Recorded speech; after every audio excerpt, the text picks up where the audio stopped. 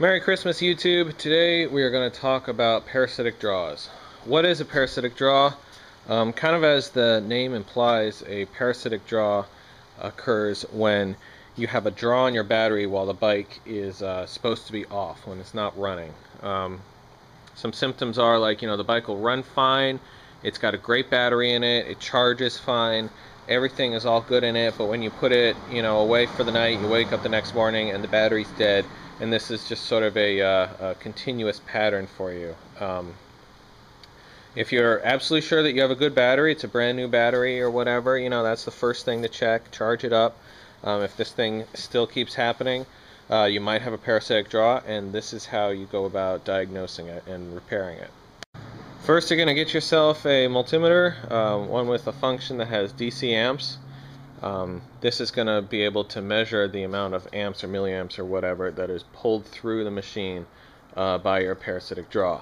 So go ahead and stick it on DC amps, and then we're going to wire it en route to your battery. So what I do is I take off the negative lead and I hook one of my multimeter leads up to the negative lead and one of my multimeter leads up to the battery terminal.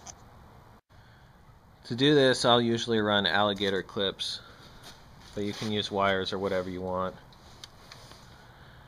and then just hook them up to your multimeter leads there.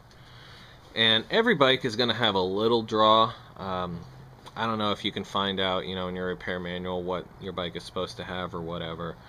But bigger bikes usually have bigger draw, and especially big bikes like Goldwings that have radios and stuff, they have a pretty significant draw. But you want it to be a nice low number like this, This represents, for my bike, this represents no draw. So this is a good system with no parasitic draw. Alright, so right now we're not showing any draw at all, but if we were, you'd notice this start to happen. Boom. This is my multimeter telling me that some amperage is being drawn through the multimeter, and therefore something is drawing power from the battery and from the bike. And see, now I release it and it goes back down.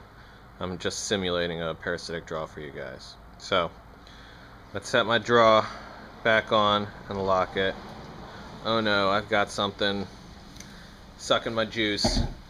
How do I go about finding it? Well, this is the sort of maddening part for a lot of garage mechanics, but if you just follow a real simple step-by-step process in determining what electrical system is being affected, then you'll find that it really isn't that hard and really doesn't take too long to repair. Where I start usually is at the fuse box, which is right there.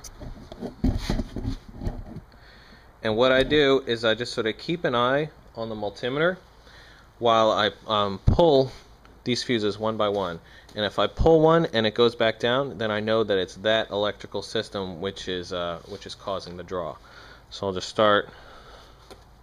Boom, no change.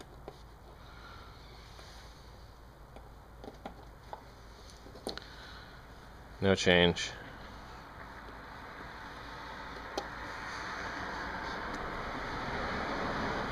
No change.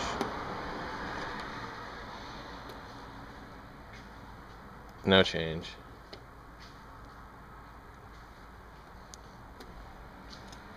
Oh. Yeah, so that's my main power. So what I'll do now, see, I put it back in and it continues to draw.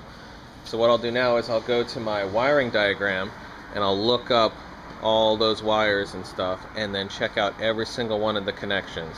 Check out the connections that they haven't rubbed out a little bit and are touching on the frame, or maybe a wire is splayed, or maybe two wires got mixed up when I was working on it, and I put them together incorrectly or something like that. So sometimes this fuse box technique doesn't necessarily work on motorcycles because there are a lot of wires which aren't routed through the fuse box on some motorcycles, especially if you have a custom motorcycle that was put together by some guy in his garage. Um, anyway, so what you gotta do then is you just sort of gotta find these connections here and like unplug these, you know. I just really just go through like all my connections, you know, any wires that are potentially suspect, and try and find the source. So you can see here what I would do if I was diagnosing this very bike is I'd look, oh, what is this wire here? Huh, perhaps down here I'll follow the wire. What is all this? Somebody left a test light on. Wah, wah. So, as you can see, pull that out, and there's the source of my draw. This was just a simulated demonstration for you guys, but the concepts are basically the same. You just got to find that place where a hot wire is touching a ground on your bike. Sometimes the ground is a wire ground, sometimes it's the frame, sometimes it's just a little intermittent thing that only happens, you know, when you jiggle a wire a certain way. You just gotta, you know, take it slow, take it nice and easy, and investigate as much as you can, and pretty soon you guys will find it.